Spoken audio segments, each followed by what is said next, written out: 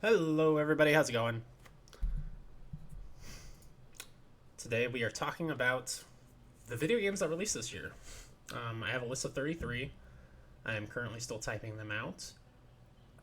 You're all going to get to see how slow of a typer I am, which is great.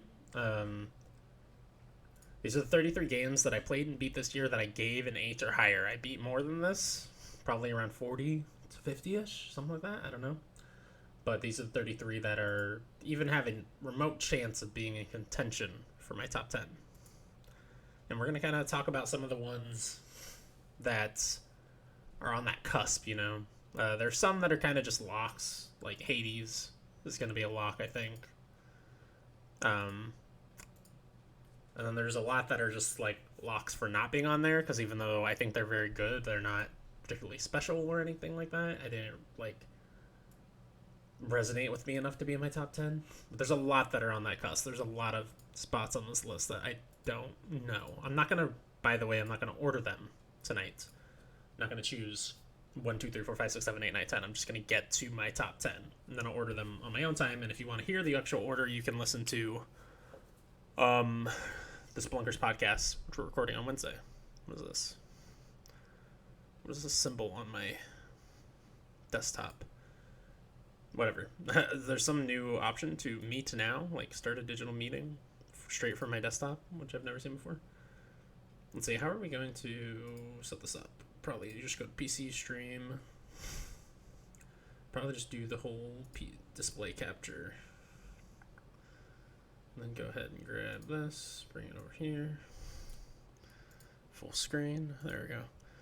I don't have Microsoft Word either, so you're going to also notice that.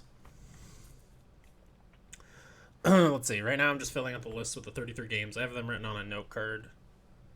Because that's how I take a lot of my notes, is on note cards with a physical pen. Which is probably why I'm so bad at typing. I don't type enough. And when I do, I don't do it correctly. Boomerang Foo. Hades. Bug Snacks. The Pathless.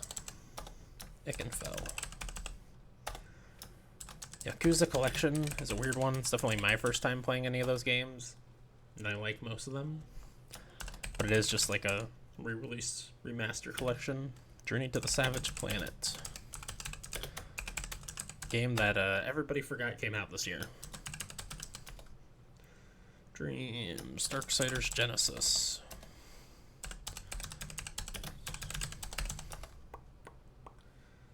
Doom Eternal.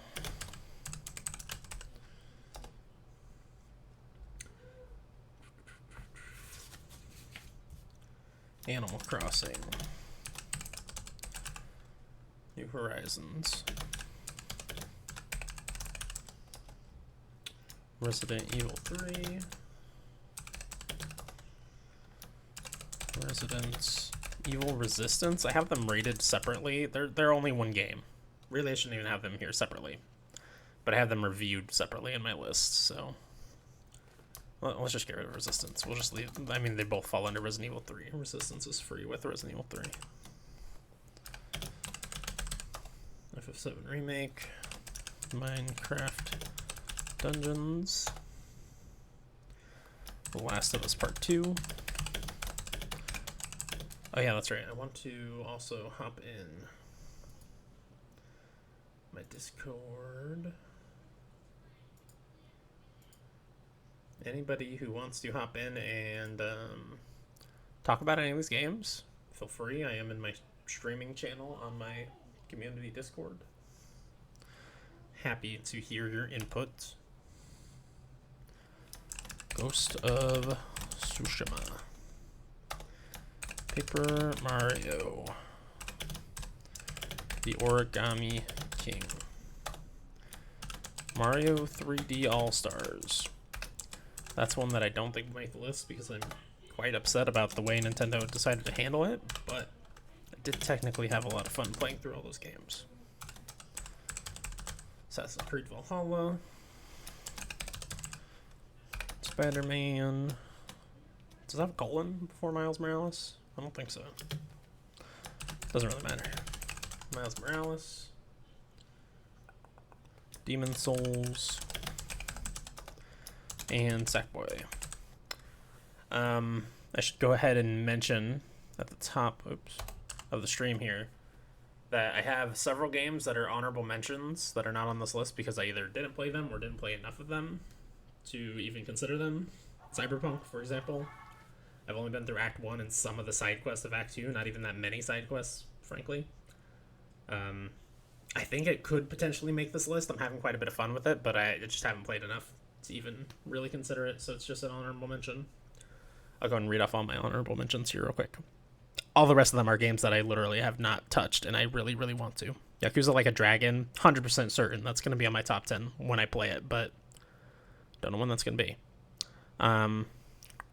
Gears Tactics, XCOM Chimera Squad, Immortals Phoenix Rising, Half-Life Alyx, 13 Sentinels, which I hear a lot of great things about. Like, I am shocked how much people love that game. I guess I shouldn't be because I like a lot of Vanillaware stuff, but yeah, that game seems really cool. I just don't know when I would ever play it. I certainly did not get time this year. Age of Calamity, from everything I've heard, that probably wouldn't make my list, but I did like Hyrule Warriors a lot, so possible. Cyberpunk 2077, which we talked about, and Persona 5 Royal, which I didn't even play like the original Persona 5, so I don't have any experience with that to talk about, but I know that I love Shin Megami Tensei, and I love Persona 4 specifically. I've not played 3 or 5, or 2 or 1, but those are completely different anyway. Anyways, so here's what we have. I can make that much bigger for you guys. Let's see. What if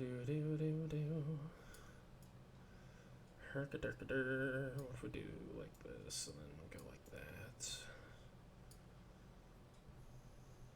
that? That kind of works. I think that's visible enough, right? Can make my camera a little bigger. I feel like I should make this just so much bigger. Making it bigger isn't even the best option. Maybe I can just zoom. Let's just zoom. Okay, let's put that back. How do you zoom in on a scene?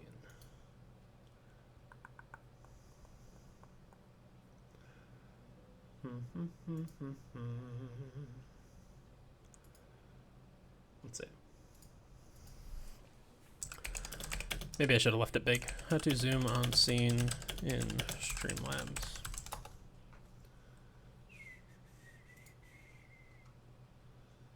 Oh, it's all freaking YouTube videos. I don't want to watch YouTube videos.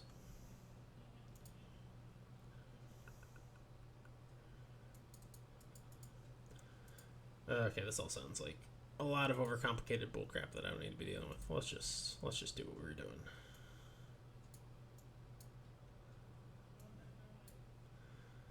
Oh, you know what I can also do is just change the text size. It's probably even smarter. Oh boy. Oh boy, howdy. Yoink. Sit, yoink.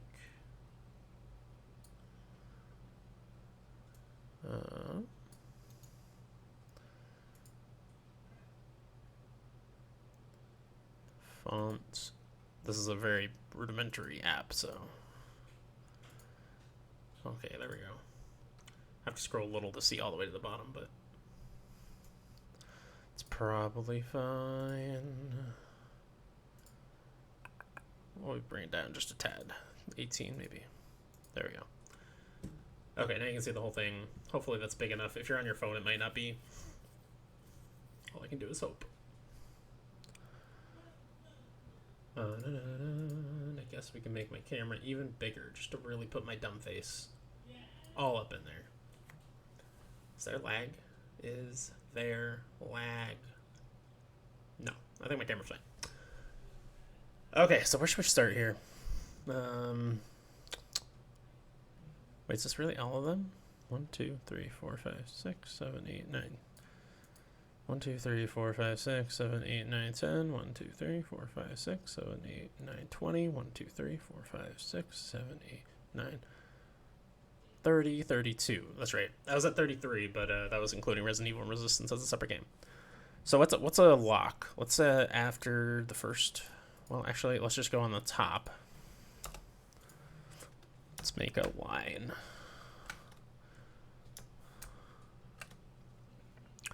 And let's also go on the bottom. Let's make a line. We'll put the stuff that's like, it's just not going to make it, you know? I still want to talk about all the games as we go, though. Mario 3D All-Stars. Let's start with that. That's going below the line. I love Mario 64, Mario Sunshine, and Mario Galaxy. But, first of all, 64 is not held up as well as you might think. But more importantly, the way Nintendo has handled this port, this remaster of these games, is awful. They're literally just ROMs that they've shoved on a cartridge. In every way, it looks like that, you know? And they didn't put Galaxy 2 on there. I should put some music under this. Just realize it. It'll work way better. Get off this Blunder's account. Let's just play the freaking Ickenfeld soundtrack. I probably won't get copyright struck for that. I don't know. But I love that soundtrack.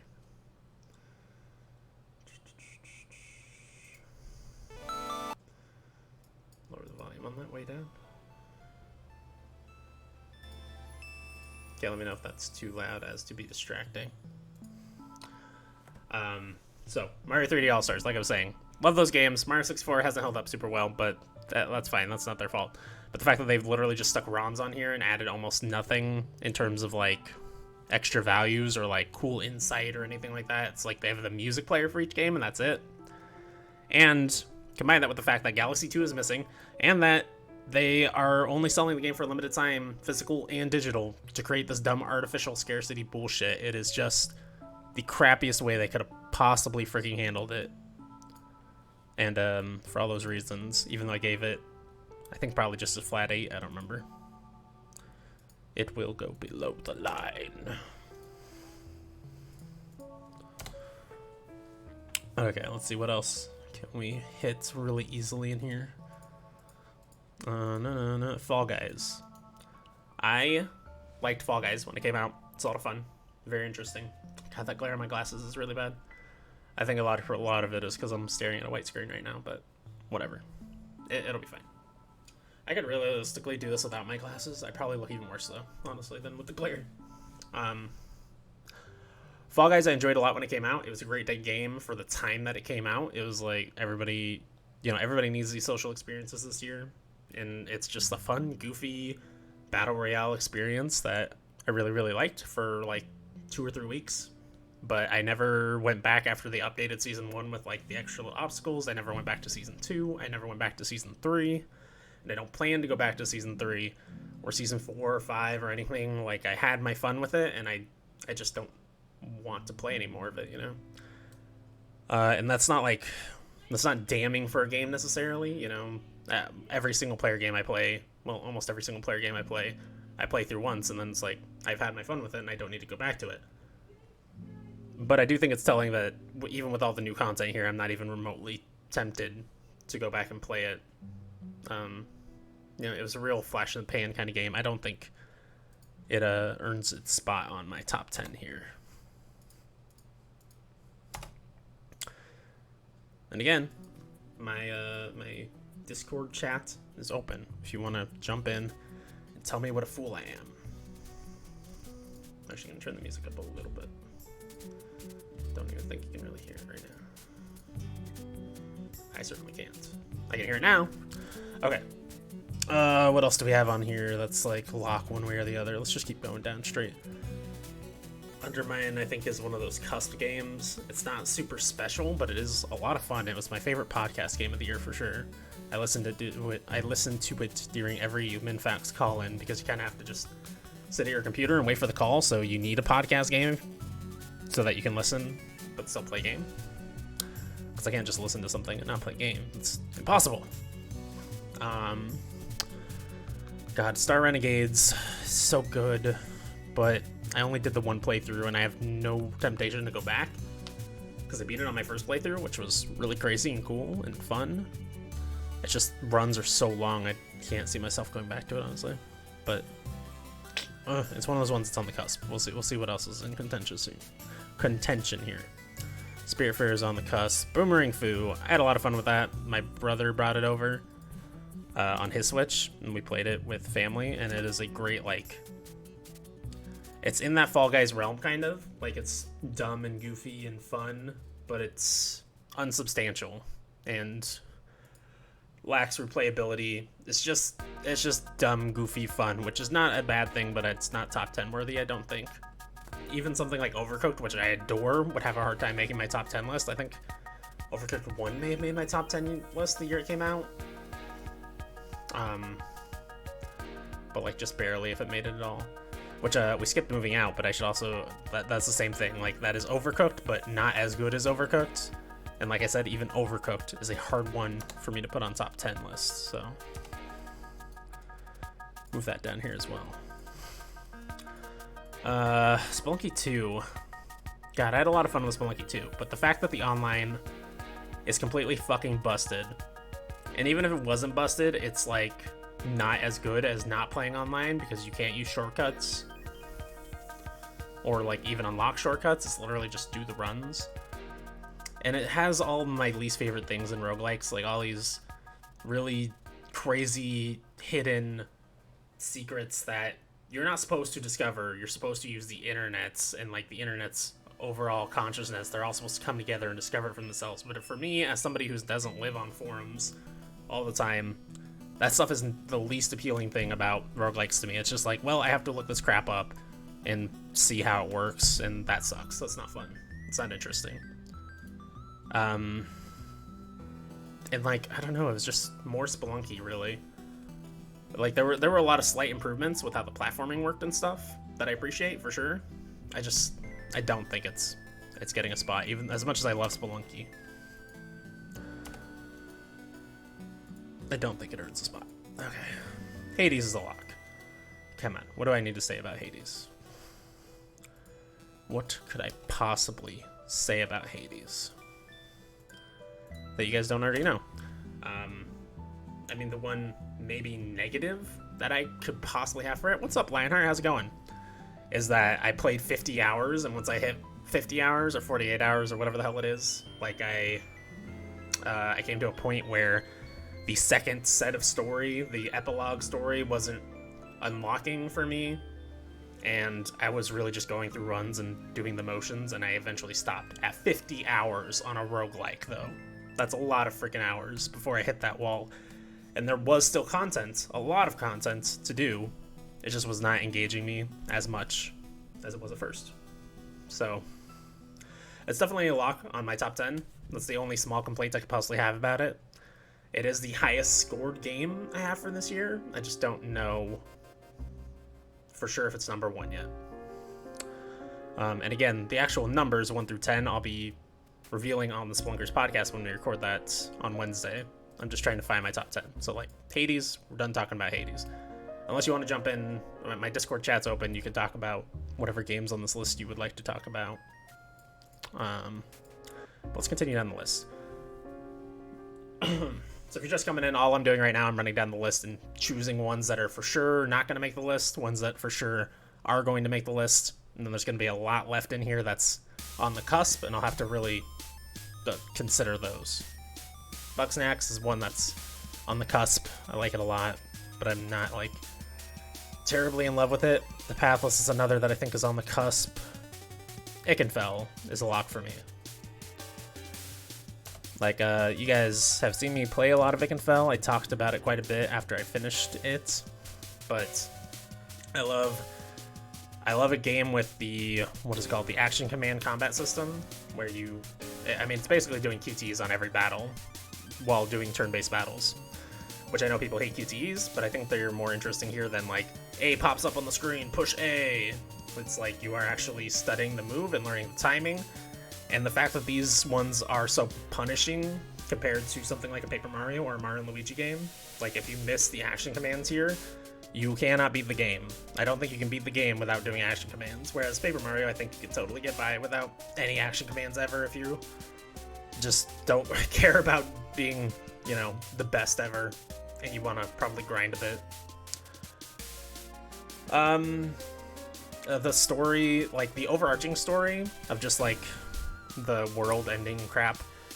That's pretty generic, if I'm being honest. But it takes place in a really cool location with like the Hogwarts-esque wizarding school, which I like. The character stories are what really make that game special in terms of storytelling, because every character is so deep in their, like, God, how do I say this?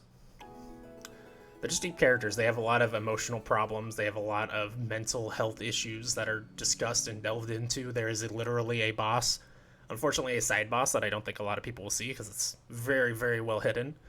But there's a boss where you literally fight personifications of their mental illnesses. You know, because everybody's really got some kind of mental illness. Although maybe illness isn't the right word, like, because there literally are things that are defined as mental illness. Just their mental setbacks, I guess, is a better word. And then the music, which we are listening to right now in the background. The music is freaking superb. The first time I heard a track with vocals, with lyrics in the game, it freaking blew my mind, hearing Showtime for the first time. And there's like 4 songs in the game with lyrics that are all amazing. But even the songs without lyrics, like, I paid a lot more attention to the music in this game than I generally do in games. I adore the soundtrack of this game so much. I mean, I don't even, like, go back, you know, I think Final Fantasy VII Remake is the best soundtrack of the year for sure, but I don't go back and listen to that one. I could go back and listen to the Ikenfell soundtrack all the time, and a lot of that is probably recency bias, but I didn't even listen to the Final Fantasy VII Remake soundtrack when that game came out. So it's not entirely recency bias. I just really adore the soundtrack. So yeah, that's a lock for me, for sure. Where else are we? Yakuza Collection, I guess, is one that's on the cusp. I'm leaning more towards not putting it on there. Partially because it's a remaster collection. Partially because I don't like Yakuza 3. I think it's actively bad. And I think Yakuza 4 is just okay, but Yakuza 5 is pretty great. Yeah, I don't know. I'm leaning towards not having it on there, but it's on the cusp.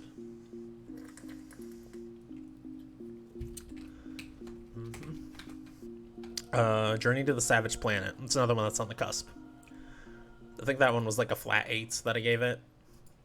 And it is incredibly fun.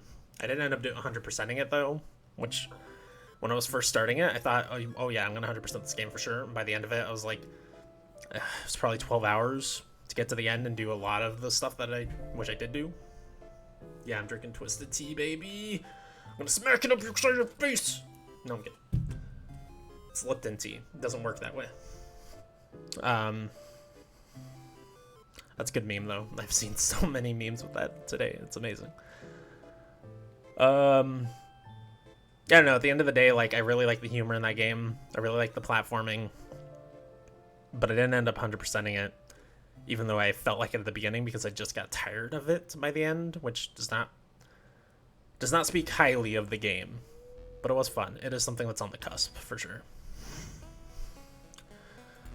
Dreams, God, Dreams I don't think is going to make the list, because honestly I didn't play very many of the games people made. I think they're such funny, creative, unique projects that I love seeing them, but I rarely love playing them. And I really got into creating stuff for a little while. I did a lot of the tutorials, but I never made anything worthwhile. Little backstage pass here. Originally my name, Tactical Dreamer, came from the fact that I wanted to do a dream stream every week and try to make something eventually that was worthwhile. But the tutorials got really complicated and I'm a stupid person, so I fell off of doing that before I ever even got around to streaming. So I don't know, I feel like if it's one that I gave a lot more time, a lot more effort, I would really adore it. As it is, I think it's just such a really cool experiment that deserves a lot of credit for that, but it's not in my top 10.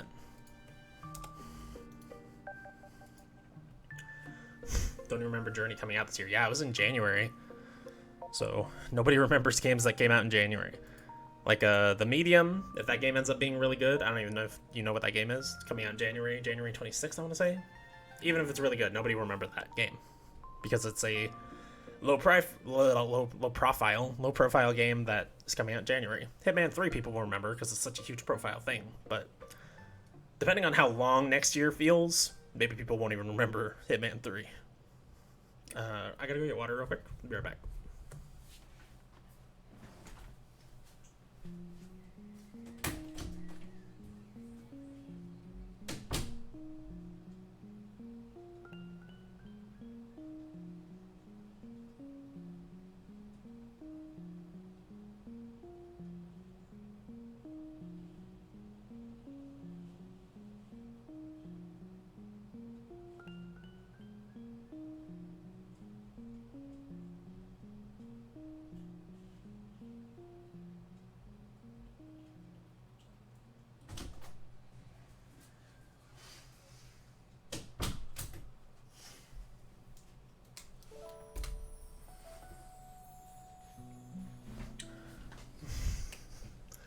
We'll be right back after a word from our sponsors.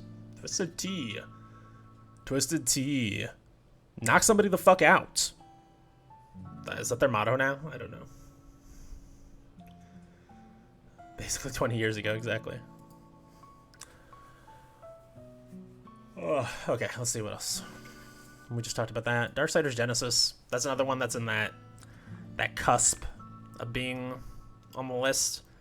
I really like Diablo-style games. This is a really cool Diablo-style game, except there's only 2 characters that you can build out, as opposed to, 5 or 6 classes with tons of ways to build out.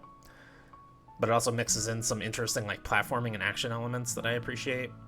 That game came out back in February. People don't even remember. Yeah, exactly. Damn, Darksiders also came out this year. Yeah, it was February. It was actually last year on Stadia. I think it was, November, December of last year on Stadia, but only Stadia.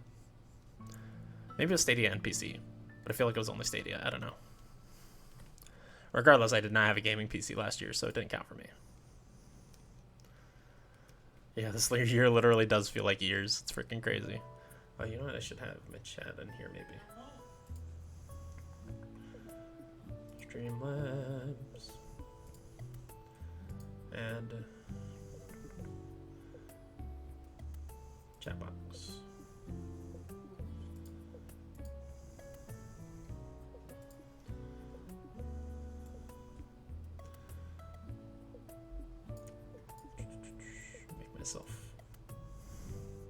Actually, I'm probably myself right there because chat box is not gonna pop off, I don't think, super hard to where it's gonna overlap with me.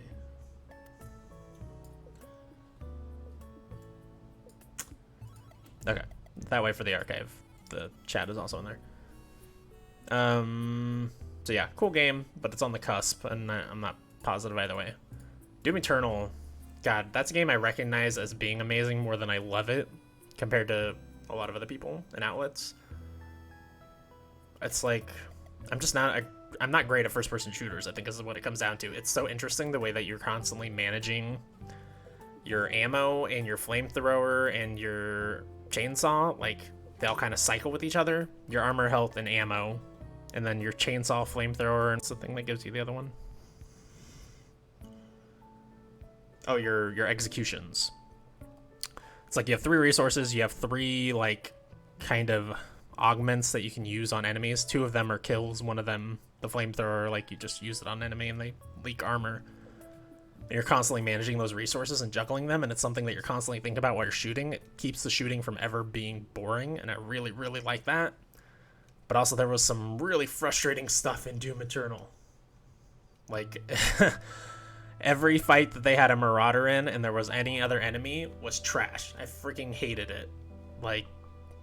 It just didn't feel good. That's why I won't play that DLC, because I hear they just do more of that. It's here's 2 Marauders and 2 of those really tall Baron of Hells, I think they're called. And then let's throw in 5 Demons of Pain or whatever too. It's just too much. I think it already gets too hard, and the DLC's even harder. I'm not gonna play that. So yeah, I don't think it's in my top 10 personally. Even though I think it's an amazing game.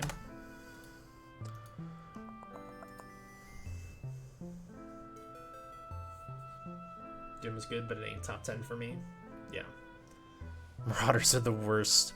It's a really interesting enemy design. I liked it as a boss fight one time, but then when they started throwing them in on the regular, I was like, fuck this.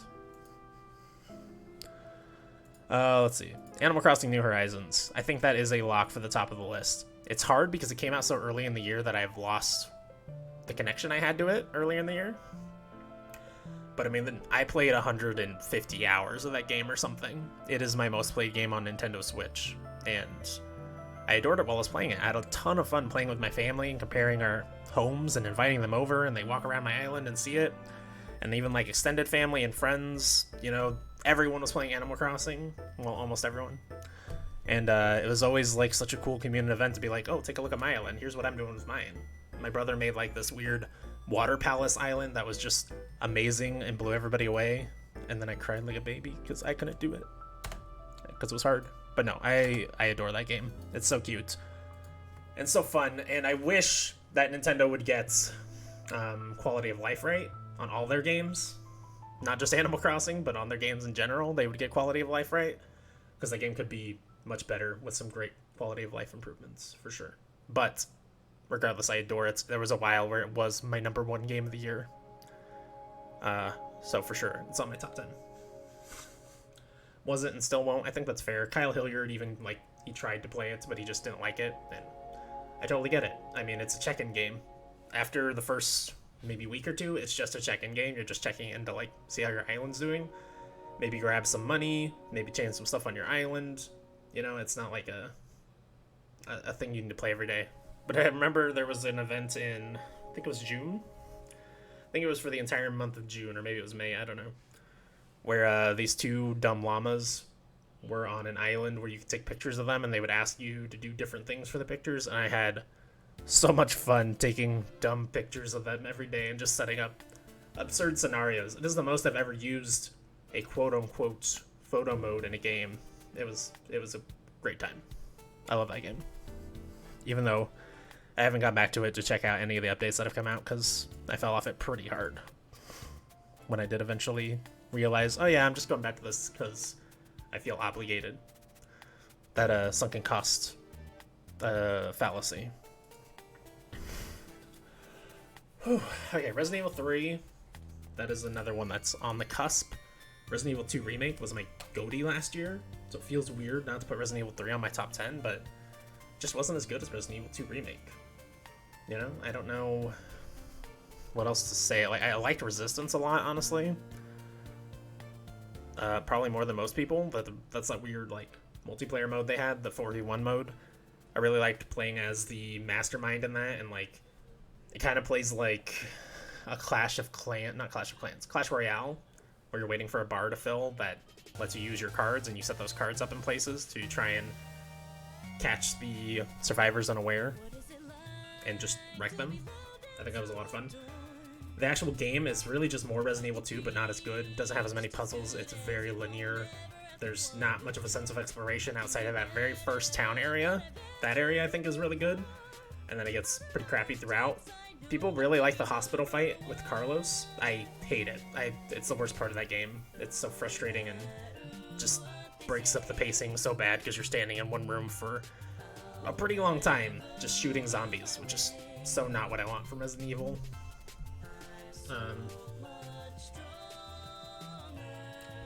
I don't know. I think I'm leaning towards it not being on the list, but also I did play through it like 1.5 times. I had a pretty good time, so I don't know.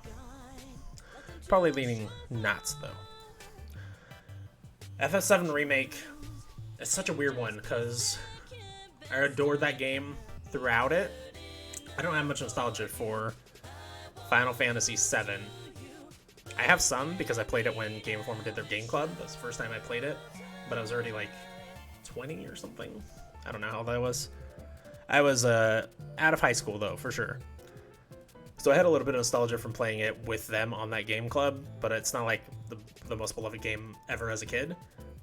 But I still really adored those characters in Final Fantasy VII Remake. Like I said earlier, the score is the best score of the year. It's so amazing. Like, the amount of tracks they have in there, the amount of variety they have in every single one is a banger. It's outstanding. Like, the score alone could make me fucking cry right now. It's really, really good. I think it's a lock, for sure. But yeah, like I was saying, the ending is just Kingdom Hearts ass weirdo trash. And I like Kingdom Hearts, to be fair. But I'm one of those fans that can say I like Kingdom Hearts, but I admit that the story is unfollowable bullshit garbage. And the ending of Final Fantasy VII Remake was unfollowable bullshit garbage that a lot of people have made a lot of sense of and made a lot of theories of what it means and how it's going to shape out and all that shit. I don't want any of that. I don't want any of it. I want an ending that makes sense and that is fulfilling for the characters and the story that they were telling, not this weirdo whatever the hell they decided to do with that ending. It's so bad. It drags that game down so hard for me. But I know there's a lot of people out there that also like those, so that's fine. Yeah, you're one of those people, Cameron Lionheart. That's fine. I get it. For me, I didn't like the way that game ended at all. I'm excited to play more of it though. Like, super hyped for part 2, and I still really like that game. The gameplay is amazing. The score is amazing. Most of the story is amazing. Just that ending, I really, really hate. It's hard to come to terms with. Minecraft Dungeons is another one that's on the cusp. It's very fun. It's a fun Diablo. Like, there are some really frustrating systems that they have fixed. Like, in the time that I was playing it, I played it with my mom, which is a big part of why I like it. I enjoy playing games with my mom. When she can understand a game and play it really well, that's a very fun experience for us. But yeah, like, in the time that we were playing it, they changed elements of the game that were very random and bad to give you more control over them, like the way that loot worked, and that made the experience overall better. But we were so already nearly finished with the game, so most of my experience with the game was with that old, worse loot system.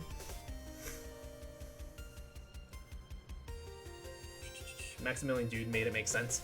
Yeah, I don't know if you listened to the whole Game Informer, not Game Informer, Min-Max,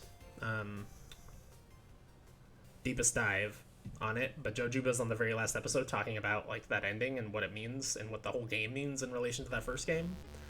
And I think I'm in his camp that like the stuff Maximilian Dude says is really cool and really interesting. It makes a lot of sense, but it also sounds like conspiracy theory shit that could definitely, none of it could be true, and it would not surprise me at all.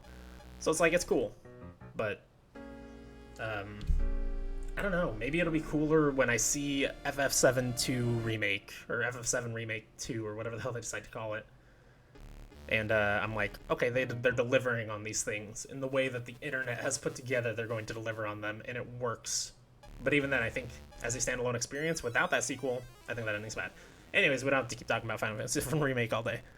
Yeah, Minecraft Dungeons also came out this year. I know, it's crazy. I think it came out in April. So like right near the beginning of the pandemic.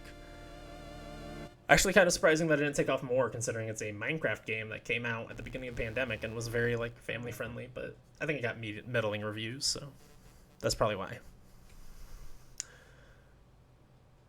But yeah, I don't know, it's not better than any other Diablo clone that I played ever. Where's Crosscode in this list? Crosscode is a weird one because it technically came out in 2018. It came to consoles this year, but it's been on PC since 2018. So for my personal list, I don't count it, but I don't begrudge anybody who does count it for their list. That's where Crosscode is. Oh boy. Let's not talk about The Last of Us Part 2 yet. I'm already out of breath. Hydrate. It's a good idea. Thank you, Genetics. Oh, hello, Genetics.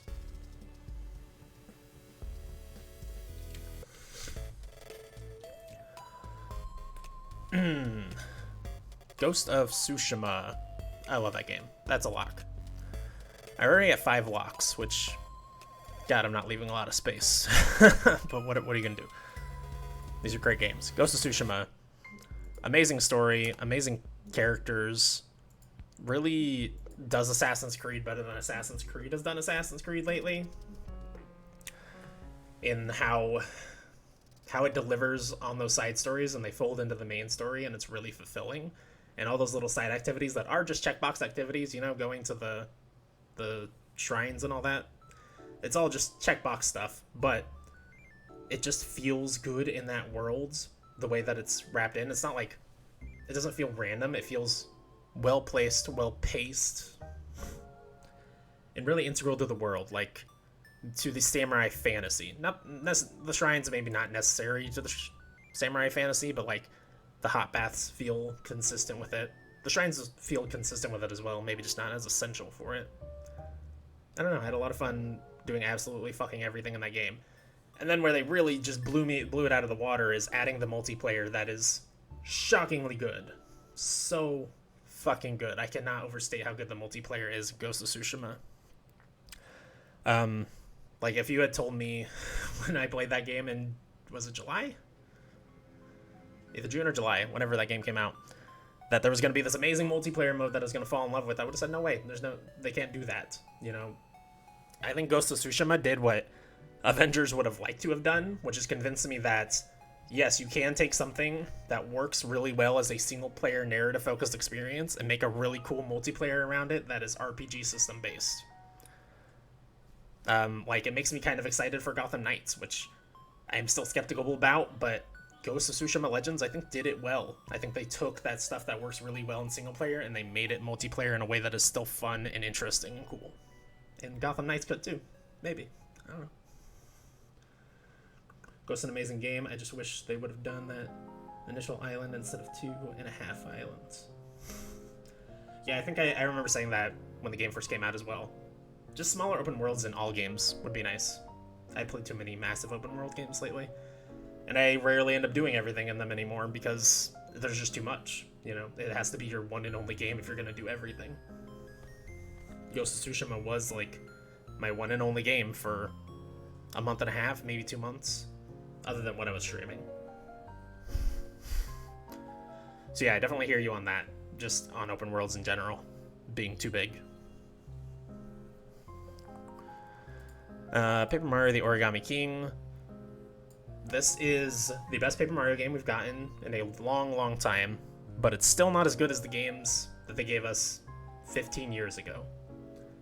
The fact that it doesn't live up to the N64 and GameCube games, I mean, I played the first game this year, and I had a lot more fun with that than I did with Origami King. I think the writing is so good in Origami King. The battle system is really interesting, but for me, the puzzles were not super engaging, and there was never any reason to get into combat. That's been a problem in all of the last 3 Paper Mario games. A huge problem is that because there's no leveling, there's no real RPG elements, it's just you gain money from battles. Battles are pointless. There's no reason to do them, and it sucks. It's not a good way to build an RPG with a turn-based battle system, is to not need to do the battles ever for any reason, to make them completely pointless. So I don't know, for that reason alone, I don't think it makes my list. But I do want to point out that it is the best Paper Mario in a long time. It's just not as good as the first 2 still, somehow. Just go back to your roots, guys.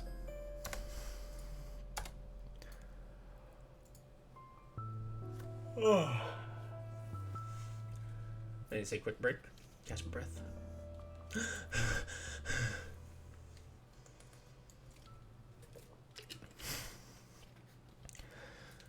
Okay, Assassin's Creed Valhalla. That's a weird one. It's a hard one. Because I'm still playing it right now. I played 77 hours of that game, and I'm having a pretty good time. But at around 40 hours, I gave up on doing all of the side content because the world is too big and there are too many things that are just not entertaining to do. And I also turned down both the stealth and the combat difficulty to easy because the combat is absolute trash in 1v1 fights, which they make you do a little too often for how bad that combat is at sustaining that. The combat is good for like those big fights that you get into a lot with a lot of dudes, but if you're 1v1ing a big guy, really bad. And the stealth in this game is the worst it has ever been in any Assassin's Creed game ever. It is unplayable as a stealth game. Even with the stealth turned down to super easy and a ton of those little pips on the skill tree bought into like extra stealth, if an enemy sees you for half a second, you're spotted, and every enemy in a mile radius knows where you are, and you're gonna have to run like a mile out of camp and go hide in a bush for 5 minutes before you can try to sneak in again. every enemy is in a cluster of 4 other enemies. So if you assassinate one of them, you get caught, and you're in a big fight now. There's no being an assassin in this game. It's just not possible, which is bizarre because of how much they talked in pre-release about how they were bringing assassination back. It's not good. Like, I don't know. I don't think it makes my top 10 because my feelings are so conflicted about it, but I like the story. I like the characters. I think the story is the best of the last 3 Assassin's Creeds for sure. And I like the little side events that you run into that are silly and fun. Like, today I ran into a bard who I paid a little bit of money, and he wrote a dumb song about Eivor's trip so far. You know? It's like, there's dumb, silly stuff in that I like in there that I like a lot. That kind of reminds me of Yakuza even, but like, the stories are even shorter and smaller. Of course, there's the classic one everyone brings up, the guy with an axe in his head, and he's like, oh, I've got a bit of a headache. And you can either leave him be and be like, hey, good for you, bud, or you can tell him, hey, there's an axe in your head. I'm gonna have to take that out. And then he dies. I really like a lot of things that they're doing. It's just, gameplay-wise, which gameplay is always king for me, it's worse than the last 2. So I don't think it makes my list. Game's too big, squad, yeah.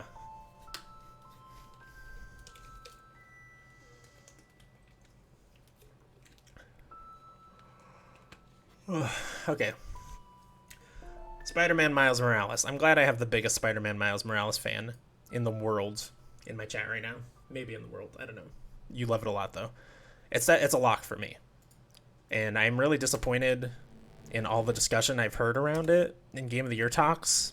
Everyone just saying, like, oh, it's not a very special game because it's more of Spider-Man, which I think is mostly true, but the combat, significantly better.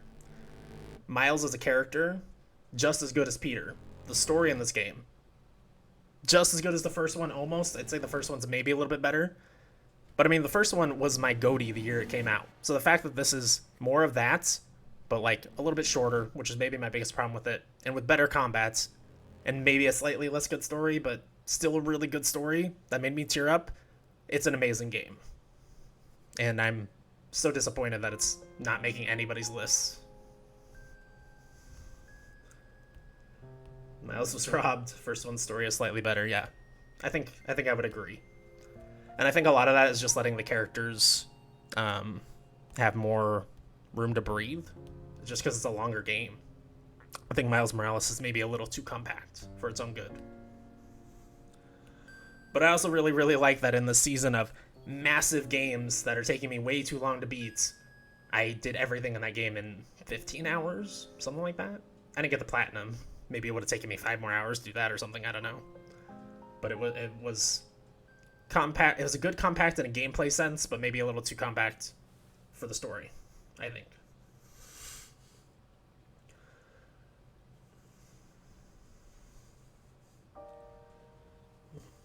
This one's more about the connection to the turf you're supposed to protect. Yeah. Yeah, for sure. And I mean, seeing that Black Lives Matter mural in there fucking made me tear up. That's good shit. Which maybe it's just a dumb marketing thing that they did, but I still like that they did it. Still like that it's in there. I mean, are they the first dev that's done something like that? Something huge like that? I feel like they are. And it gives more, what's the word I'm looking for? More weight, more substantiation to the movement. Yeah, I did all the side missions before the end. It's very, very good. That ending, I think, is better than people give it credit for. Not necessarily the... Well, we won't dive into spoilers, but there's a scene at the end that, yeah, I think is much more impactful if you have done everything. And you know who all these characters are that are there at the end for a certain scene. Yeah, I won't belabor the point too much, but it's a great game, and I'm sad that it's not on more people's lists. Demon's Souls. This is a really good remake of a mediocre game, in my opinion. Demon's Souls is the worst of the Soul series by a long shot, in my opinion, still.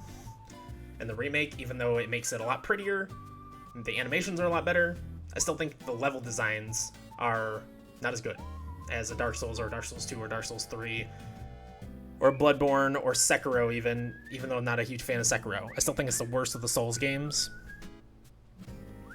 And that's a high bar, so I don't know that that's really a huge negative for it, being a huge Souls fan. But I think the fact that it is a remake, like a shot-for-shot remake, also kind of drags it down a little bit. There's almost nothing changed. I don't know. It's one that's kind of on the cusp, but I'm definitely leaning towards not having it on there.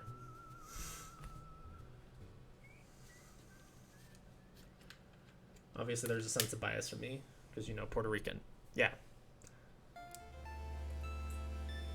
Yeah, we did the live reactions when they showed the first, gameplay in that fair right outside of Miles's apartment. And you were losing it. And I thought that was awesome. I don't know. I won't move it yet, but I'm leaning towards no on Demon's Souls. Sackboy's another one I think I'm leaning towards no. I had a really good time with it. I love 3D platformers. That's another one that I could play with my mom, and she could, she has some trouble with some of the really hard platforming that the game throws at you at some points, but overall, really fun game. Solid. I just don't know that it's all that special. I don't know that it blew me away ever. Outside of the music levels, I really like the music levels. There's the level that you play to Britney Spears' Toxic, which is just the most bizarre thing ever.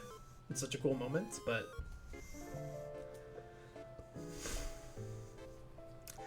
is Demon's Souls the easiest and most accessible for people who don't play this game? I don't think so. I think it's one of the least accessible, honestly. Just because it does a really bad... all the games kind of do a bad job of explaining things, but honestly, maybe the biggest thing that makes it less accessible to me is the fact that it uses grass, which is like a consumable item for your healing, and you have to constantly go back and farm more grass if you're not really good. Also, what makes it less accessible is if you die a lot, for some reason, it makes the game harder. You enter a darker world state, and the game gets even harder because you're dying a lot. Because that makes sense to punish a player who's having a lot of trouble by making the game harder. I don't think it's most accessible. I think Bloodborne is the most accessible still. Maybe Dark Souls 3. They're both up there for accessibility.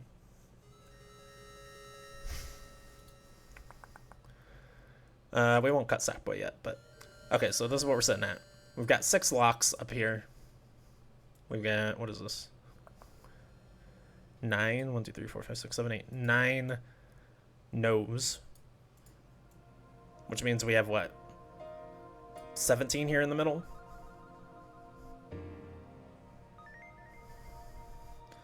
Yes, 17 here in the middle, and only 4 of them get to move up. Oh, fuck. There's some of these that I still haven't talked about that we need to go back and talk about. Okay, let's talk about The Last of Us Part 2. That's such a weird game for me because I have so many positive feelings about it, but also so many negative feelings about it. I feel like they really wrote... I'm not going to spoil anything from The Last of Us Part 2, by the way. But I think they wrote some characters in a way that doesn't make sense for who the characters were in the first game. I think they wrote the game in such a way that it makes the ending of the first game less ambiguous and actively worse. Like, it harms the first game in my mind. But it is such a bold and interesting game that... I don't know, it really does something new for video games that I think is interesting. I just don't think they do it as well as I would have liked to see it.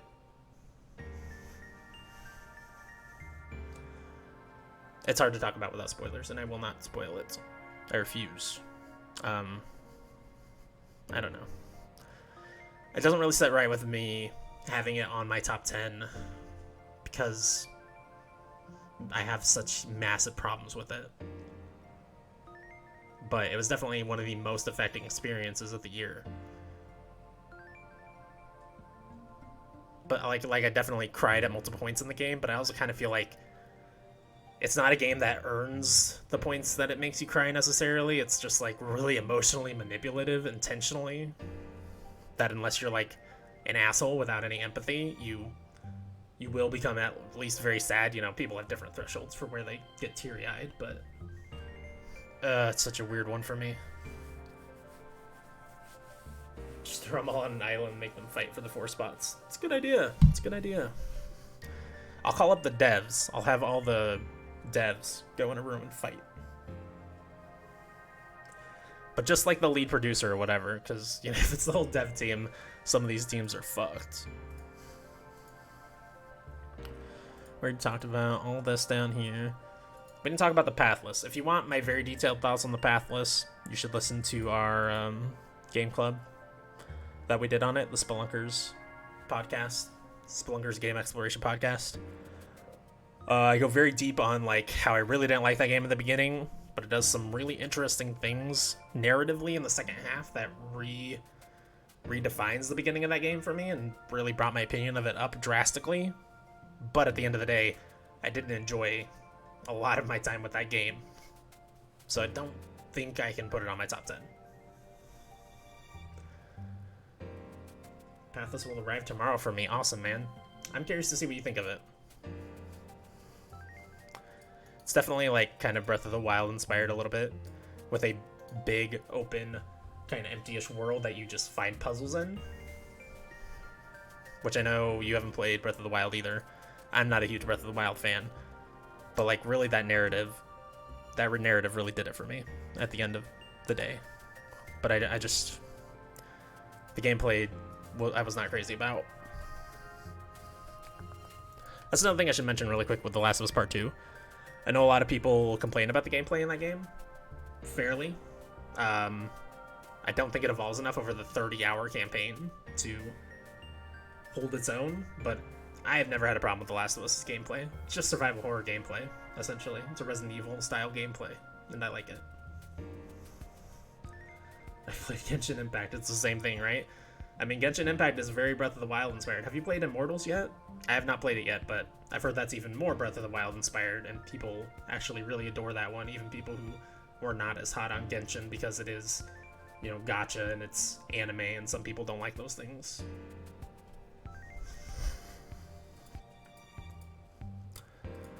Let's see, what else have we not talked about here? Bugsnax. Bugsnax is super fun. I don't know what I can say about Bugsnax. We talked a lot about Bugsnax as well on our podcast, Spelunkers Game Exploration podcast. I like it a lot. I don't know. It's such an interesting game. It's kind of like Pokemon Snap to me, where you're like running around finding these creatures. Instead of taking pictures of them, though, you're like solving these little puzzles on how to capture them, which is a lot of fun. I got up the platinum in that game. I really liked it. I feel like it could be on this top 10 list. Yeah, I don't know. That's one that's high on that cusp, I think. So I definitely don't want to delete it yet. Talk about Bugsnax. Haven't played it yet. I'll get it one of these days. It's only $30 on GameStop's website right now, or at least it was as of a couple days ago. So I went ahead and bought it, and I'm waiting on it to be delivered. Don't know when I'll get to it. I've got a lot of games stacked up on a shelf, many of which I just got for Christmas that I need to get to. But yeah, I don't know. I loved catching the Bugsnax. I thought the story was actually really interesting. The characterizations were really interesting. The fact that they use they, them pronouns for everybody in that game, I think is the future. That's another thing I didn't mention with Ikenfell, but they use appropriate pronouns for people. They don't even just use they, them. They use he, she, he, him, she, her, z, zer, I think it is. They, them. They use whatever the character actually is, you know? Which we need to be more progressive in video games, so I appreciate that stuff.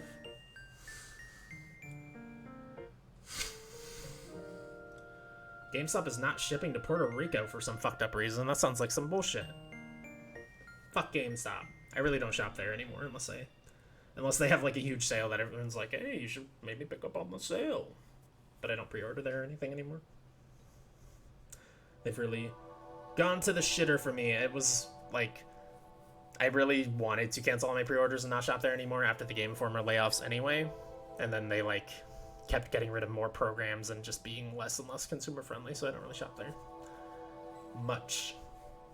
Bugsnax is literally my number 10. Yeah, that seems like it might be where it falls for me. Let's keep moving up the list here. Spiritfarer is such a cool, interesting game. For me, the narrative didn't really do it for me. Some people really adore the narrative. They say, like, you know, made them cry. I just realized I have the chat in 2 different places. That's weird. Let's hide that one for now. I don't know. For most of the game, I didn't really understand what was going on, and then once I did, like, it recontextualized the story a little bit and made some of those scenes make more sense. But at the end of the day, the stories of the individual characters felt like they ended abruptly, and they did not strike an emotional chord with me the way they could have if I feel like they had a real sense of finality to them. And kind of part of the point of the game is that they don't have a sense of finality. That's not what death is. But it didn't resonate with me as much as it did with other people. I really, really like that game. I played through the entire thing on stream. I had a lot of fun with, like, the mechanics of it. I wish I'd played it co-op. I think I would have had more fun. I didn't realize it was co-op until I was already near the end. But, I don't know. I don't think it's one that makes my top 10. From not even considering playing the game to my top 10, that's a Cinderella story. Spiritfarer was cute and heartwarming the first time you sent someone to their final rest, then it was just more of the same. Yeah, no, they do a very bad job of advertising that it's co-op. I didn't know until I heard Leo Vader talking about playing it with his girlfriend, and I was like, that sounds like a much better experience. Basically, you just get to, someone plays as the cat, and you get to, like, split the work of managing the ship. Because it is a lot of work just managing that ship and, like, doing the minigames over and over again to make supplies and stuff. So yeah, it doesn't quite make my top 10, but very good game. Again, all the games on this list, very good games. They're all 8 or above for me. Star Renegades we kind of talked about, but I'll dive a little deeper. I really love the, like, turn-based gameplay of it, where you're managing the opponent's break gauge and trying to push them either to the back of the turn or out of the turn entirely so that they don't get to take their action. But you can only do that a certain number of times before they're gonna get an action. So you want, if you break them, you know, let's say you break them this turn, but then the next turn they do this really devastating attack, but you've wasted all your breaks. Maybe you have a stun that you can hit them with, but otherwise you've kind of effed yourself by breaking them when they didn't have as bad of an attack last turn. It's an interesting, like, push-pull there of trying to take your turns and keep the enemy from having their turns, but not waste their entire break and then really get yourself screwed. Excuse me. But it is a roguelike where the game, like the full playthrough, a single full playthrough from beginning to end is like 8 hours. That is way too long for a roguelike. I think I would like the game more if it was just a 8 hour long game with saves, you know, like a standard game, and they gave you all the characters that they allow you to continue experimenting with on later runs through the course of that game, and, you know, you choose a party like a traditional game. I think it would be better as a traditional RPG than it is as a roguelike. I think roguelike is not the right genre for this game.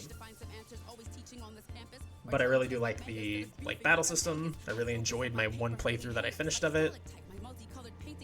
That's kind of where I'm sitting with it.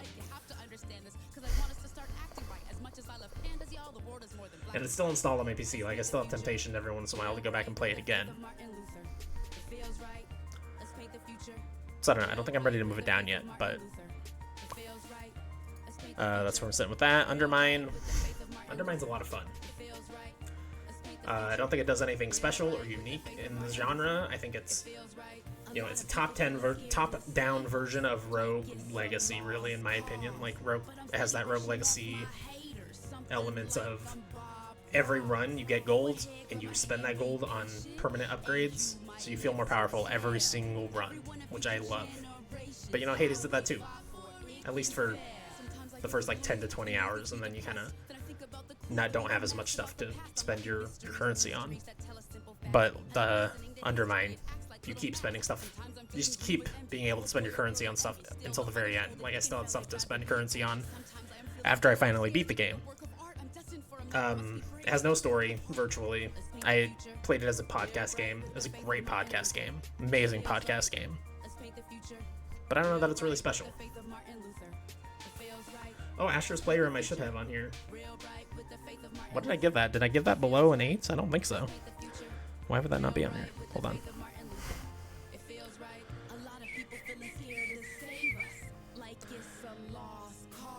825. Why is it not on here? Must have just skipped over it. Yeah, it's not even on this note card. That's a good call. I don't know why it's not on here.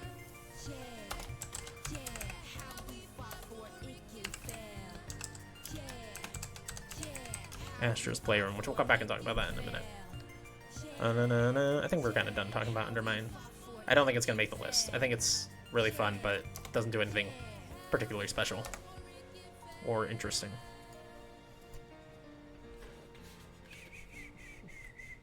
Blasphemy, treason, heresy. Maybe I should just look over these lists one more time to make sure I'm not missing anything else either.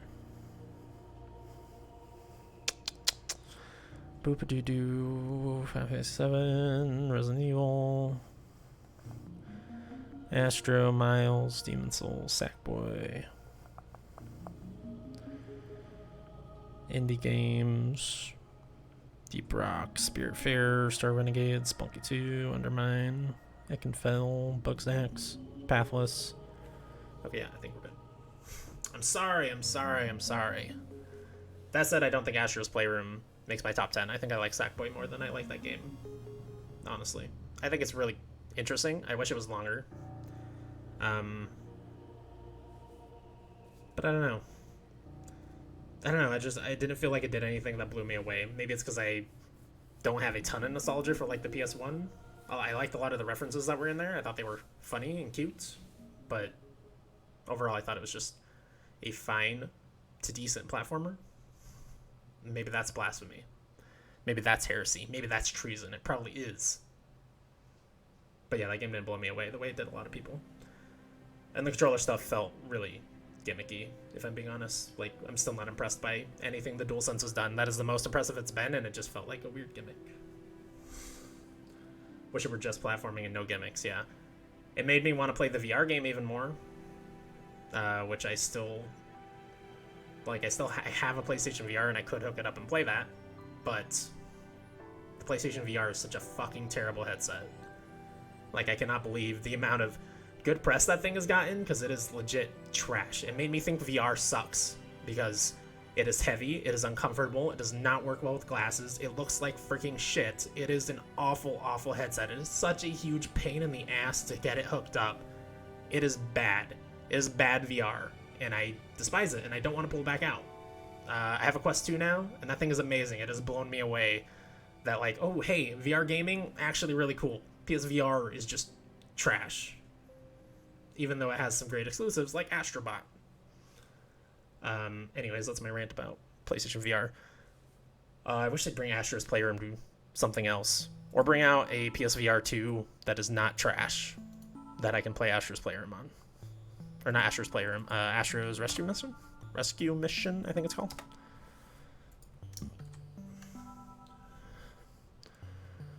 Oh, whoops, did I not control V? There we go. VR rant. I really do love the Quest 2. It sucks that, you have to hook it with your Facebook or whatever, but I already use Facebook anyway. It's not like they're getting any more information from me than they already have. It's whatever for me. I know Facebook's evil. But what am I supposed to do about it? What am I supposed to do? Tell me! Seriously though, get a Quest 2. I've been playing a lot of Beat Saber, and it has been hurting my legs, but it's so freaking fun. So good. Especially doing it wireless. Ugh. Cannot overstate how much fun I'm having with that. Although I haven't been back to it in a couple weeks, because there's so many games to play, guys. There's so many games. Okay, let's see. What have we not talked about yet? Deep Rock Galactic. I think that's probably going on the list. Like, honestly, I'm kind of surprised I left it on the cusp. I kind of just skipped over it, because I'm an idiot. But it's really, really good. Like, really, really fun. It's hard to separate it from how much fun is the game really, and how much fun is it to play games with your friends. Because it's one of the biggest games for me for playing games with friends who I just met this year. That I have been really enjoying playing games with, and that specifically has been the one that we've played the most, I think. So, you know, it's hard to separate those things, but I do think even without that, and I mean, it is a co-op game. It is built to be played in co-op, so it's kind of hard to be like, oh, well, if you're playing solo, it's not as fun, so it's not a good game. It's like, it's designed to be played with 4 people who are using voice comms preferably. But I understand the argument that, like, I play games solo, and for me, that's not a good game. I could totally see that being somebody's argument for why it would not be on their personal top 10 or whatever. But for me, I've been having a lot of fun with it. I'm still playing it. I just promoted a character finally, like a couple days ago, on my stream on Saturday, I think. And I haven't gotten to do like the raid equivalent deep dive or anything like that, but it's kind of like what Minecraft would be like. Sorry, I'm sweating under this thing. Kind of like what Minecraft would be like if it was made today, I think, like what a Minecraft 2 would be like, where it's not like block based, but you're still mining down into a mine where everything is destructible and you're getting resources. You're not using those resources for like crafting or anything, though. It's just, you know, you bring back money or you bring back resources that you use to get augments for your guns and your characters. Boo, friends. Yeah, you know, I think I would have been that person last year, but I have a really good gaming group right now that I'm enjoying playing games with, so I've been really into 4-player co-op stuff. I even played some freaking Sea of Thieves today, a game I never thought in a billion years I would touch, but my friends were playing it, so I was like, yeah, why not? And you know what? With friends, it's kind of fun. It completely lacks any sort of progression system that would keep me coming back, but Deep Rock Galactic has those progression loops that are super addicting. I've been having a great time leveling up a couple of different characters. I think it's in my top 10. I don't think it's at the top, but I think it is up there. In fact, I'm going to move it up there. I'm doing it! I'm doing it!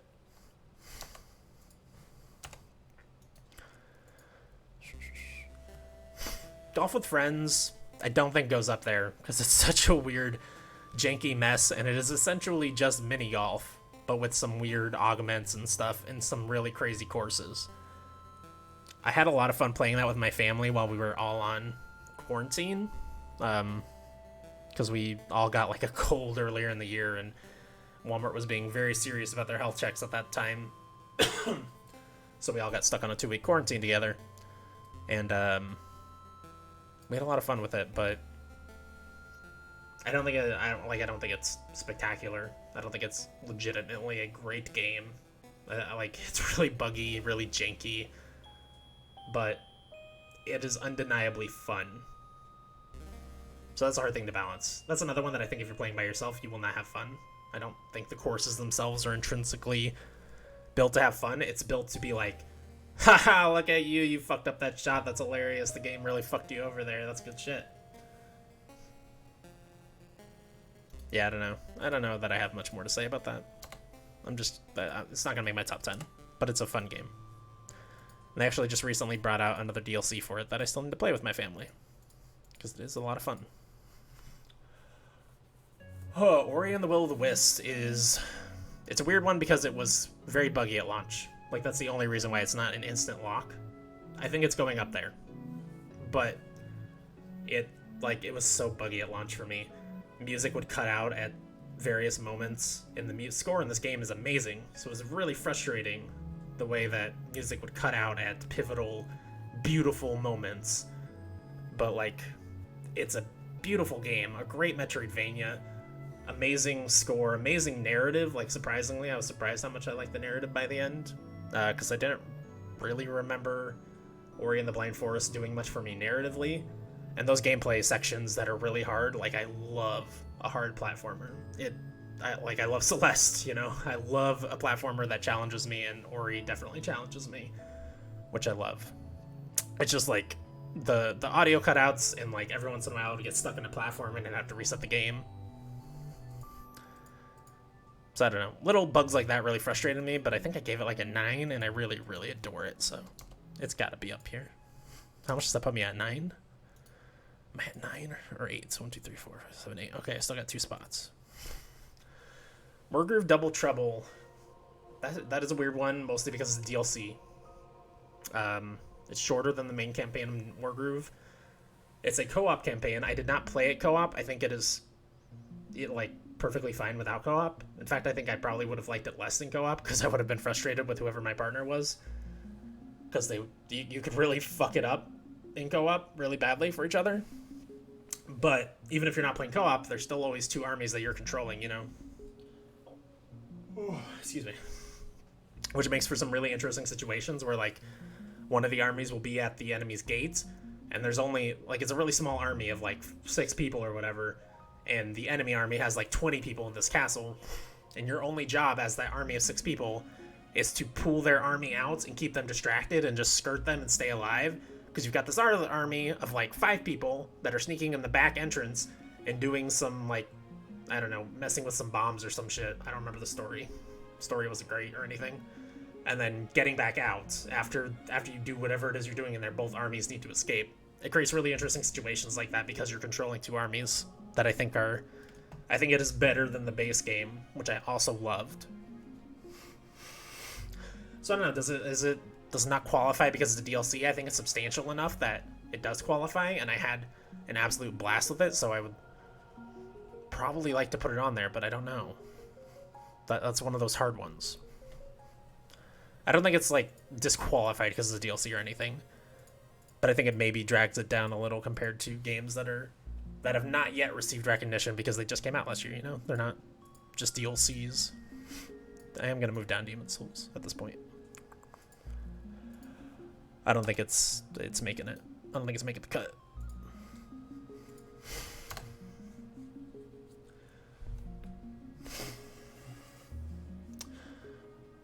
This is the really hard part.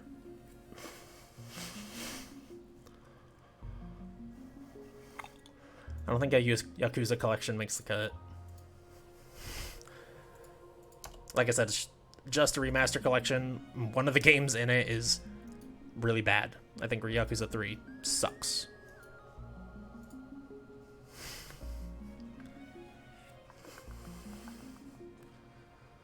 This is really hard now.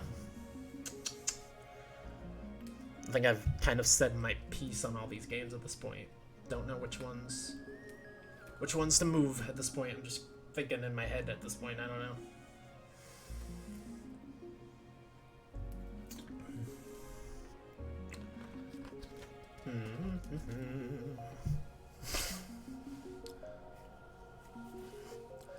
Let's see.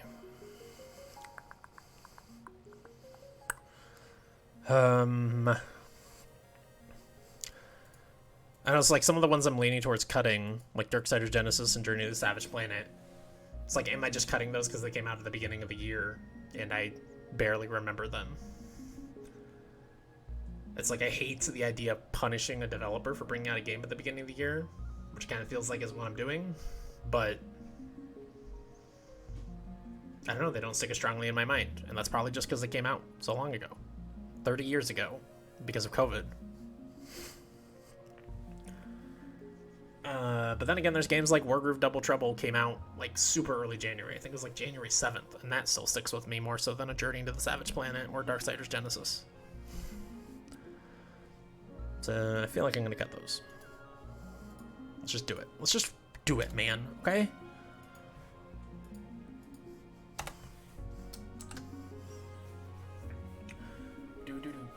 Okay. This is really hard. I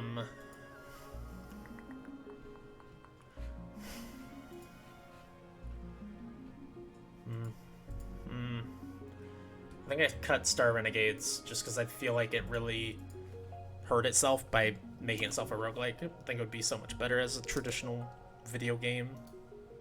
Like, I've not even really engaged down with it as a roguelike. I've just beaten the one campaign. And if I hadn't beaten that one campaign, honestly, I think I'd hate the game. Not hate it. That's not fair. I don't think I would like the game nearly as much, though, if I had, like, lost in the middle of that last world or whatever.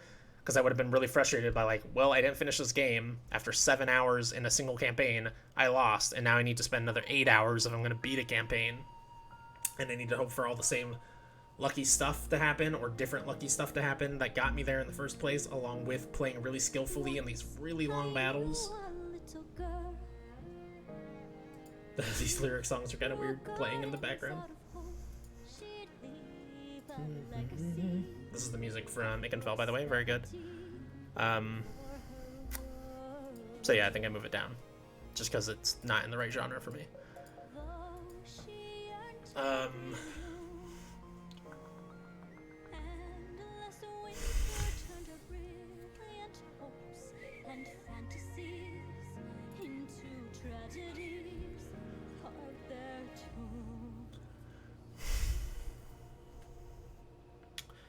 The rest of these are really, really hard. I think I probably cut Sackboy, because I don't think it does anything particularly special in the platforming genre. You know, it's not like it has any, like, a good narrative. The narrative barely exists. The characterizations barely exist. It has some really fun levels. And, like, the fact that they... Honestly, like, the levels that impress me most are the ones that they probably paid out their assholes to license the music for. And that feels dirty to me. That's the thing that's impressive, is they spent so much money. Look at the money they've spent. Look at it. It's impressive. Yeah, I think I cut Sackboy, even though I like that game.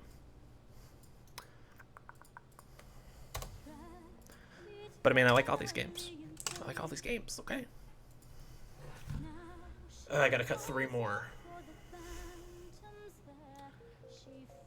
Either cut 3 more or be really, really passionate enough about 2 of them to move them up.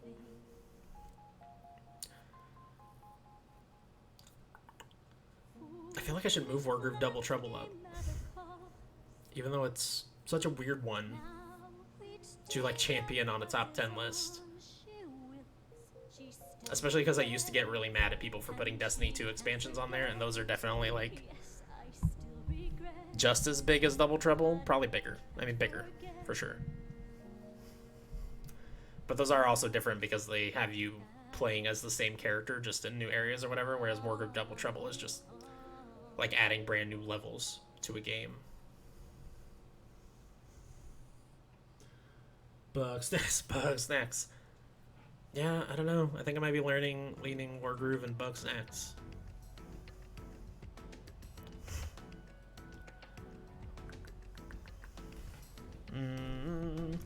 I think I'm definitely going to move Wargroove Double Trouble. I feel like I'm pretty passionate about how cool that expansion was. I think I'm definitely going to move Resident Evil 3 down. Which feels bad, because Resident Evil 2 Remake was my favorite game last year. But it's just in more of the same and not as good. So I think if Resident Evil 3 Remake had come out before Resident Evil 2 Remake, honestly, weirdly, they would have both been less impressive, because I just don't think Resident Evil 3 Remake is as good of a game. And then Resident Evil 2 Remake would have come out and been like, well, it's doing the stuff Resident Evil 3 Remake was doing. It's doing it better, but it's not, like, new or interesting. So I'm glad they came out in the order they came out, is what I guess I've ended up at with those statements.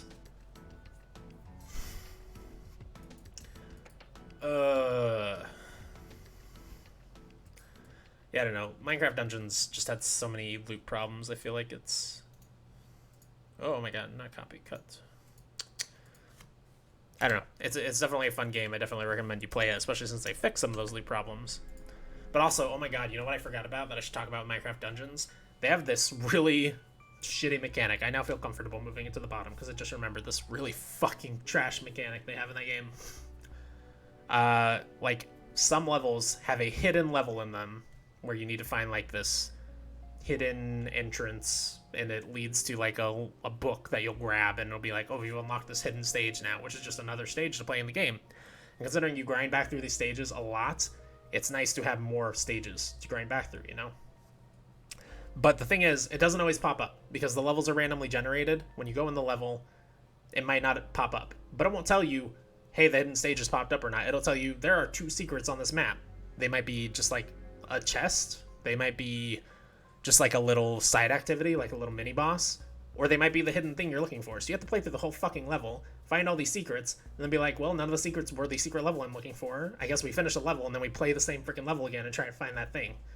Over and over again. We did that, like, 30 plus times in some levels. There are levels, the two in the DLC we never even found. I played through that freaking second jungle level with the hidden level in it 20 times, and that's a long level. That's like a 10-minute level. Never found it. Now, the fact that we were having quite a bit of fun while we were playing through these levels over and over again speaks highly of the game, but that mechanic is fucking trash. Fuck that. So yeah, no, not gonna put on my top 10. What a weird competition we have here between Bugsnax and The Last of Us Part 2. I have so many problems with The Last of Us Part 2, but I also really love it. I love parts of it. But I have so many problems with the way they disrespect the first game, kind of, in my opinion. Like, it makes me wonder what the game would have been like if Neil Druckmann's partner, who we can't remember the name of, his partner on the first game had not left. And they hadn't gone for, just Neil Druckmann's vision. I don't think I can put it in my top 10. Like, I don't think it's as amazing as it's been put up to be. I think it's so incredibly flawed. So incredibly bold, but very, very flawed in its execution. Whereas Bugsnax, I don't think it's incredibly bold or anything, but I think it's incredibly fun. I had a lot of fun playing it. It's one of my favorite games that we've done a game club on for the Spelunkers. It's just a good time. It's just silly. It's dumb. It's got a great song. It has a surprisingly good story. Comparing the Last of Us Part 2 story to Bugsnax's story is stupid. It's the stupidest thing that people like me are doing. Like every game critic in the world is doing. But I think I moved Bugsnax up. I think I do it. I think I do it.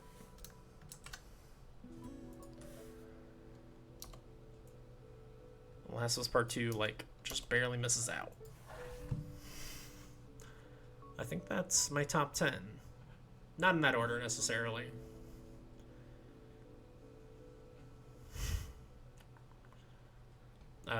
Again, I'm not going to do the order right now. I'm going to do the order on my own in my spare time, and then you can see my order on the podcast. Spelunkers, the Game Exploration Podcast. We're all doing our top 10 lists on our podcast that we're recording this Wednesday. And I'll also, write up an article or post them on Facebook or whatever. Fuck yeah, suck it, Sony. Yeah, suck it, Sony. You only got 3 exclusives on my list. Suck it.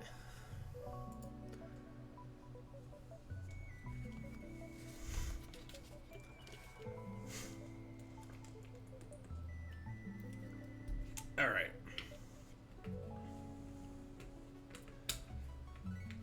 Yeah, we'll go ahead and end the stream there. It's a little early. Didn't take quite as long to do this deliberation as I thought it might, but thanks so much for being here, Lionheart. You were very helpful. Thanks for being here, Genetics, as well. Bugsnax is also oh yeah, I guess it is, isn't it? That's fun. Yeah, I mentioned at the very beginning of the stream, Genetics, that there's a lot of games I just didn't get to play. Immortals is one of those that's on the list. Persona 5 Royal's on there. Yakuza Like a Dragon's on there. It's almost kind of a blessing that I didn't get to play a lot of those, because some of these little indies that are towards the bottom probably would get kicked off, like Bugsnax. Pretty sure that's my number 10. And I know Yakuza Like a Dragon is going to make this list when I eventually play it. So, Bugsnax gets to squeak in because I didn't play a lot of these games, but yeah. What else is on that list? I should pull it up again. Go ahead and read it at the end here again. These are honorable mentions, games that I did not get to play, or did not get to play enough of, in the case of Cyberpunk 2077. That would probably make the list, or at least had a chance at making the list, but I don't know. I will update this list, in my personal log here. I'll update it as I play those games. But for the list that is going to be out in the internet for everybody to see, they're not going to be there. It sucks. But there's too many games. It is what it is. Yakuza Like a Dragon, Gears Tactics, XCOM Chimera Squad, Immortals Phoenix Rising, Half-Life Alyx, 13 Sentinels, Hyrule Warriors Age of Calamity, which that's one that probably would not make the list if I'm being honest, but I liked Hyrule Warriors a lot, the first one, so maybe. Cyberpunk 2077 and Persona 5 Royal are all on that list. Yeah, doing update videos. Yeah, maybe if if someday I play all of those games that are in that like kind of maybe category. Because for sure, like I update my personal list all the time. But mind you, Bugsnax will always be on the top list because once I make the top 10, anything I add in there, I just push the other stuff down, even if it takes it to 11 or 12 or 13 or 14 or whatever. So my list ends up being more than a top 10 list because I don't like the idea of this game was in my top 10 the year it came out when I made this list, but now I'm going to erase it from its existence there. I don't like that.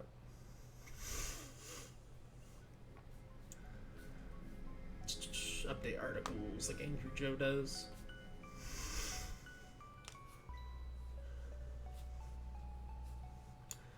Yeah, that's fair. I mean, it's also like lists are bizarre because your opinion could change the next day, and you could be like, eh. You know, you could change the order completely on a whim because you're feeling different. Yeah, there's way too much crap that comes out every year. The question is, do I put Yakuza Like a Dragon on my list next year because the PS5 version releases next year, which is the version I'll be playing, and as part of the reason why I didn't play it this year is that only the Series X version is available, and I don't have a Series X. But also, I just have not played Yakuza 6 yet, and I need to do that first because Yakuza Like a Dragon spoils stuff from Yakuza 6's ending, from what I've heard.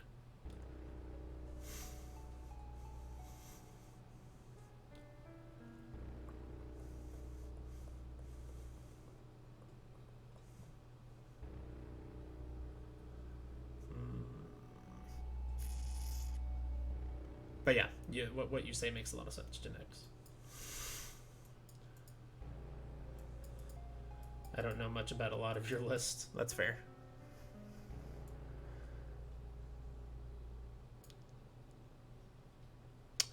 Yay, that's my list. Okay. I'll actually be ordering them and I'll like post that on Facebook and write an article and all that crap. And then I will also be talking about it on Spelunkers when we do our podcast on Wednesday. So you can look forward to all that. But for today, that's going to be the end of my stream. Tomorrow, oh yeah, I should mention my streaming, like my stream schedule is changing pretty drastically starting on Wednesday. Or I guess starting on Thursday, technically. So tomorrow's going to be a normal stream, 8 to 10. We'll probably play either Monster Sanctuary or Nowhere Profits, because I'm enjoying both of those that I played these last two Indie Sundays. And then on Wednesday, there will not be a stream, because I am recording Spelunkers at 6 p.m., and it's probably going to be at least 4 hours, I would assume. So it's going to be too late for a new stream. There's just not going to be a stream. There's nothing I can do about it. I'm sorry. And then starting Thursday, I'm going to be doing a new schedule, where I'm going to be doing 4-hour streams, but I'm not going to be streaming every day, because I think 4-hour streams are more effective at bringing in new viewers and hopefully enticing them to stay. So I'll be streaming from 9 a.m. to 1 p.m. every Thursday morning, and then from 6 p.m. to 10 p.m. every Saturday, Sunday, and Wednesday. But there will not be any streams on Monday, Tuesday, and Friday. So overall, I am streaming for 2 extra hours every week in the grand scheme of things. It's just less days, longer sessions, if that makes sense. So yeah, look forward to that new schedule. So yeah, there won't be a stream Wednesday, and then Thursday morning we'll be streaming. I think we'll probably stream Nowhere Profit. I think I may be doing like roguelikes or maybe trying to get into an MMO or something for my Thursday streams, since it is a different time period than every single one of my other streams where my normal viewership can actually watch. Maybe I'll do something a little different, you know? So yeah, come back tomorrow at 8 o'clock. That'll be the last 2-hour stream that we will ever do.